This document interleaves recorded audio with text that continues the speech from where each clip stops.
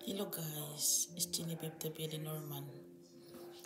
Nagtataka ako guys dahil itong kortina namin maganda naman pala tingnan if sa video. Pero pag palagi ko siyang tinitigan, bigla na lang siyang pumangit. Hindi yung kortina. Yung kortina, nagtataka ako but ano yung kortina, pang rich naman pero binidyohan ko siya dahil there is something wrong with the curtains. Pero nang videohan ko siya, maganda naman siyang tingnan. Oo, maraming kababalagan dito guys. Huwag kayong mag-alala. Palagi akong nagtataka.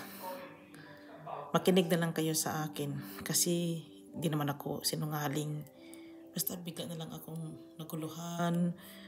Para namang there is something wrong this kind of curtain. Bago naman ito pinalit ni Happy. Palagi talaga akong nagtataka eh.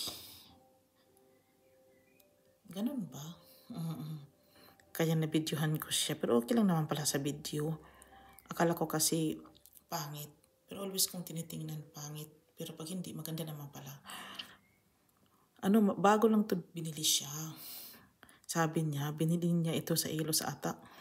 Ilos yung tindahan dito. Baka Sweden kasi ako eh. Nagtagalog-tagalog lang ako. Pero Swedish. Malalim, mahirap, hindi mo maintindihan. Guys, dito na lang ako. Maraming salamat. Bye.